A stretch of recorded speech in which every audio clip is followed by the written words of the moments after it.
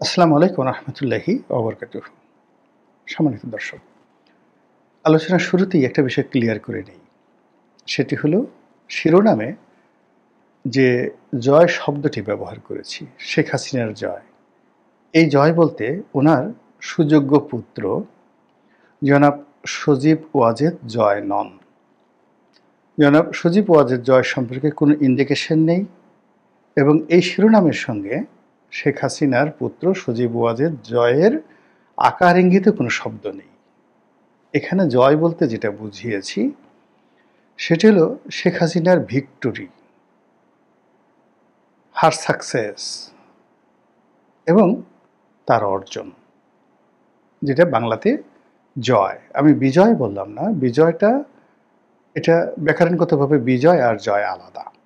জয়, তো এখানে জয় বলতে বোঝাচ্ছে যে ওনার যে বিষয়গুলো দ্বারা উনি সফল হয়েছেন, ঠিক সেই বিষয়গুলোই ওনার পরাজয়ের কারণ হয়েছে। এই জিনিসটা আমি ব্যাখ্যা করব, জিনিসটা বোঝানোর জন্য যে যে বিষয়গুলো দিয়ে ডক্টর মোহাম্মদ ইউনূস আজকের জায়গায় এসেছেন, একই বিষয়গুলো তার পরাজয়ের কারণ হয়ে যাচ্ছে, হয়ে যাবে এবং তার গলার কাটা হয়ে গেছে এবং আরও হবে।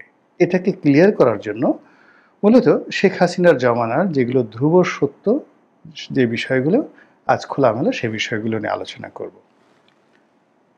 প্রথমত হলো যে শেখ হাসিনার যেটাকে আমরা বিজয় যদি বলি, বিজয়, তো বিজয় হলো যার সঙ্গে অ্যাচিভমেন্ট থাকে, অ্যাচিভমেন্ট থাকে, প্রাপ্তি থাকে এবং এটা দীর্ঘস্থায়ী হয় এবং এটার আইনগত একটা দিক থাকে, লেজিমিটি থাকে এবং এটার একটা সাস্টেনেবিলিটি থাকে এবং এটার একটা ধারাবাহিকতা থাকে। মানে বিজয় অ্যাচিভমেন্টের একটা ধারাবাহিকতা থাকে।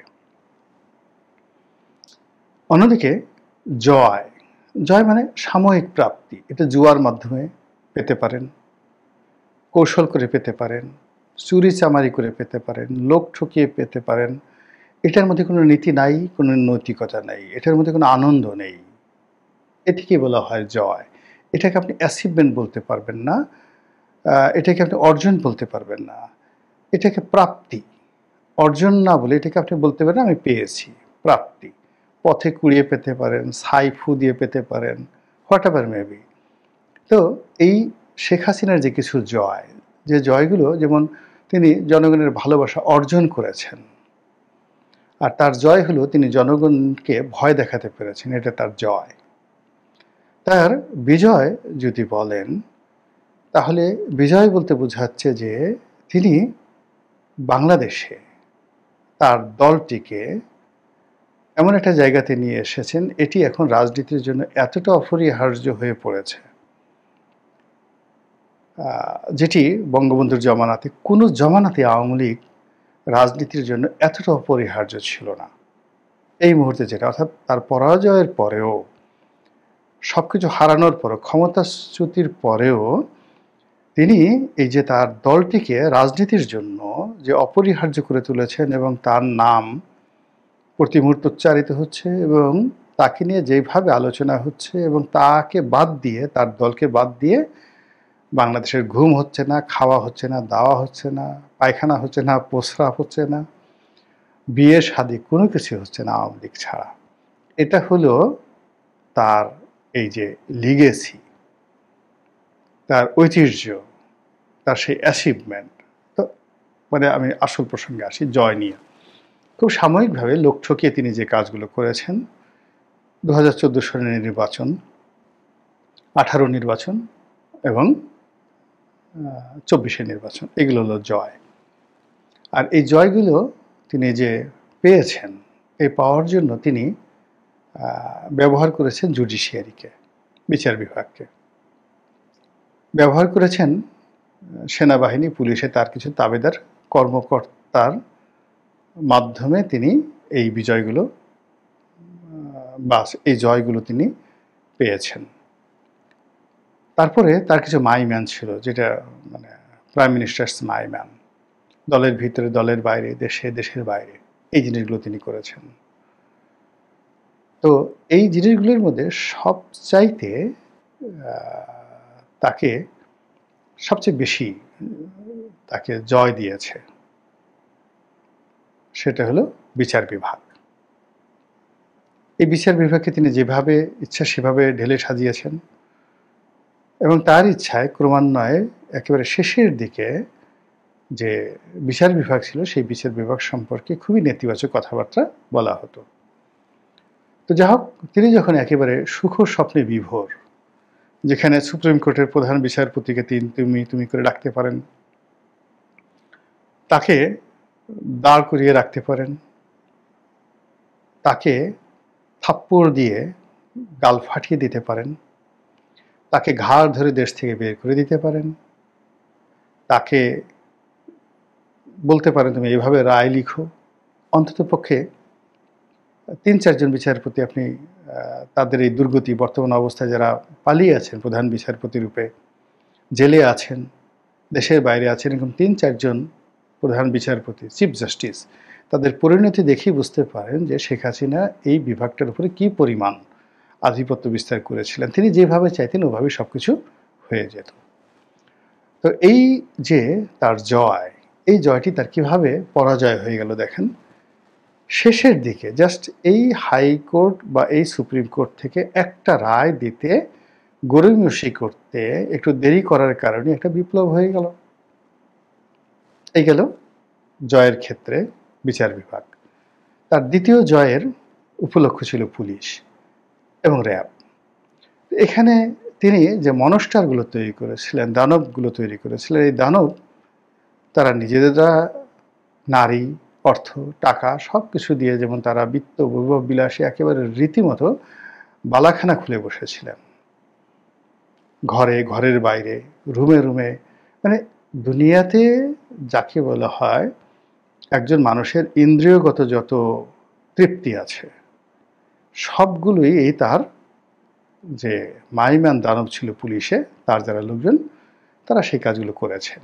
তার এই গ্রুপের মধ্যে একটা সিঙ্গেল লোক ভালো ছিল না। Nobody was honest. প্রত্যেকটা লোক চরিত্রহীন, দুর্নীতিবাজ, অসৎ এবং এই পৃথিবীর শত্রু, জীবন্ত দুনিয়াতে মানে আল্লাহর অভিশপ্ত মানুষগুলোর প্রতীক। এখন দেখুন এই লোকগুলোকে দিয়ে তিনি প্রতিপক্ষকে দমন করে যেভাবে নির্বাচনে তিনি জয় পেয়েছেন, শেষ মুহূর্তে এসে সেই লোকগুলোই তার বিপদের কারণ হয়ে দাঁড়িয়েছে এখন এবং ওই সময়টাতে তারা কোনো কাজে তাকে সাহায্য করতে পারেনি এবং তারাই তার পরাজয়ের কারণ। চারিদিকে এত দুর্নাম, এত বদনাম, ফলে তার যত ভালো কাজ আছে সেই ভালো কাজগুলো ক্যান্সারের মতো এই সব দুর্বৃত্ত খেয়ে ফেলেছে। একইভাবে এই যে দেখুন ডিজিএফআই 5 জন জেনারেলের বিরুদ্ধে এখন মামলা হলো। এই ডিজিএফআইটাকেও আয়নাগর ঠায়নাগর নানা রকম, মানে ডিজিএফআইকে সে যেভাবে ব্যবহার করেছে, এরকম আসলে আমরা জানতাম যে একটা বাহিনী ছিল গেস্টাপো, হিটলারের অথবা মুসলিনের, আমার এই মুহূর্তে মনে আসছে না। নাৎসি বাহিনীর নাম আপনারা শুনছেন।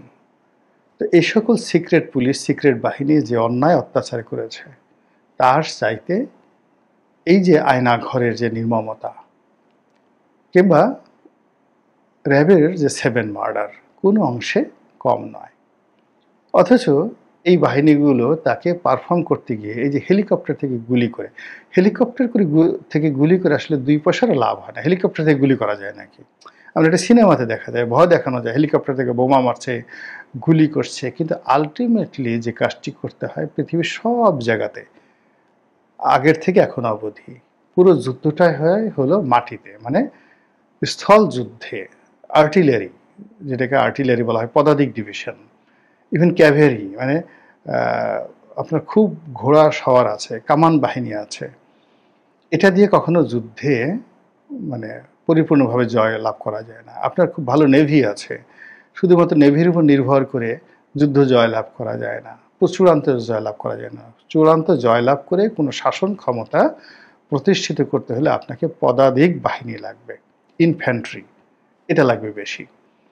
তো কাজেই এই যুদ্ধের সময়, অর্থাৎ যখন জুলাই আগস্ট বিপ্লব হলো, তখন এই মাঠে যারা দায়িত্ব পালন করেছে পদাতিক বাহিনী, পুলিশ বলেন, আর্মি বলেন, এই পদাতিক বাহিনীর 90% হলো সুবিধা বঞ্চিত সাধারণ পরিবারের সৎ লোকজন, যারা কখনোই ওই যে ঊর্ধ্বস্তরে যারা শেখ হাসিনার জয়ের মানে যাকে বলা হয় মালা যারা তৈরি করতেন, যারা মালাকার ছিলেন,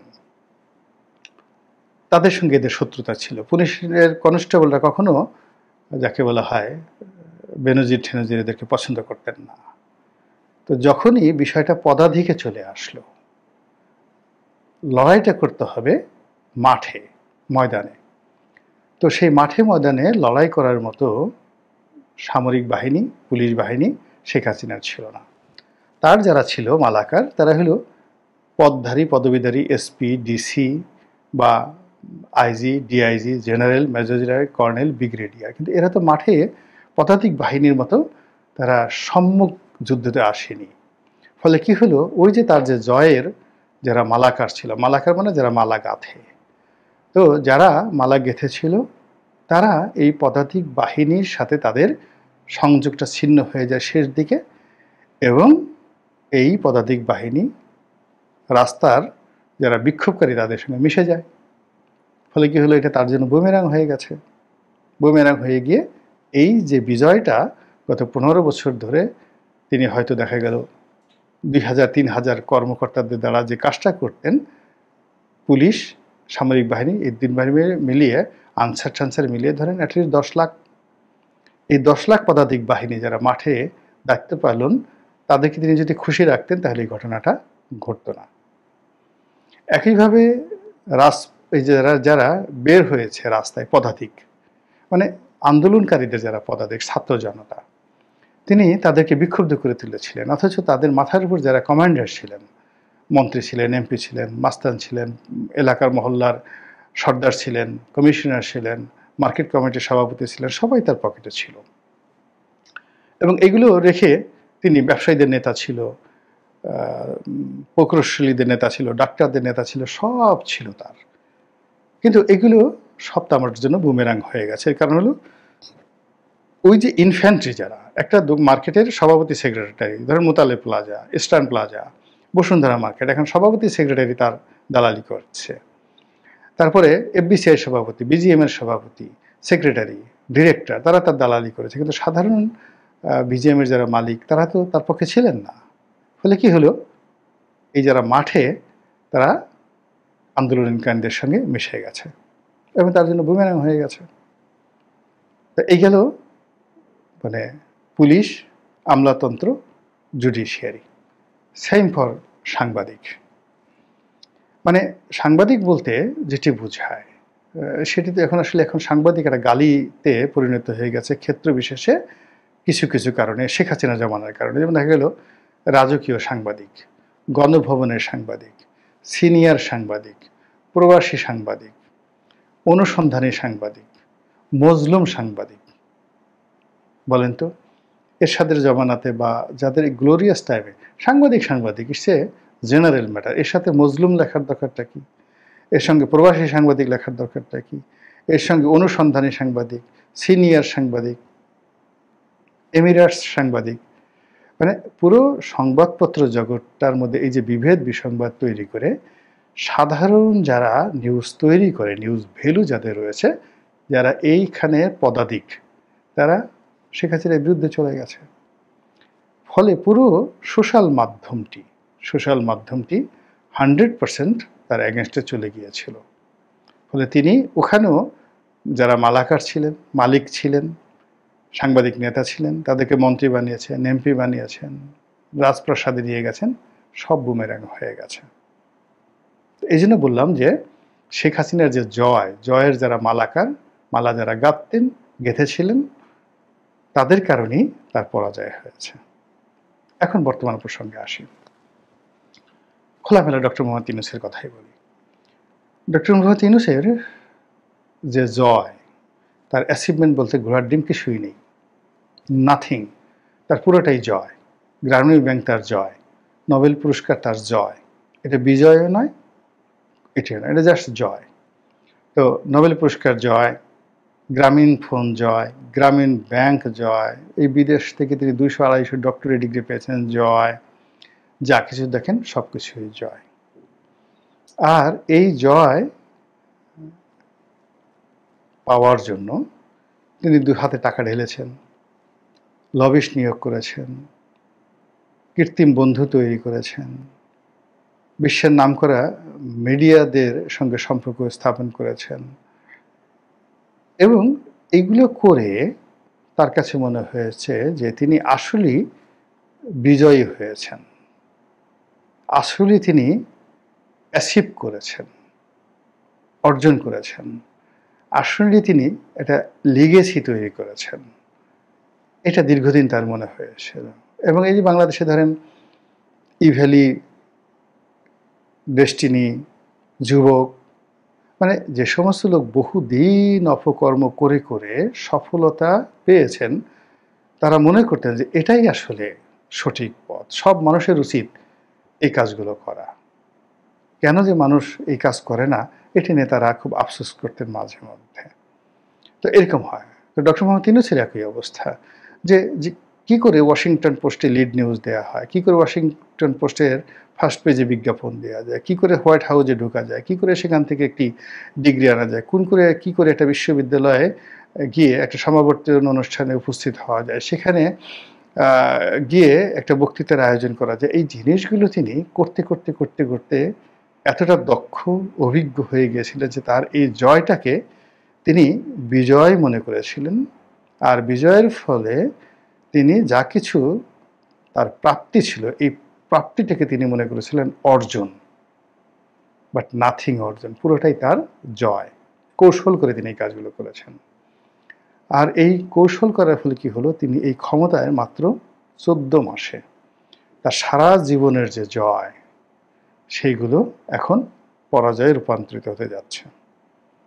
তিনি লুৎফি সিদ্দিকীকে নিয়ে আসছেন, তিনি যাকে যাকে নিয়ে আসছেন চমক দেখানোর জন্য। এরা চমক তো দূরের কথা, মনে করছেন হ্যাজাক লাইটের মতো, এখন এটা জোনাকির মতো পিটপিট করে জ্বলছে না।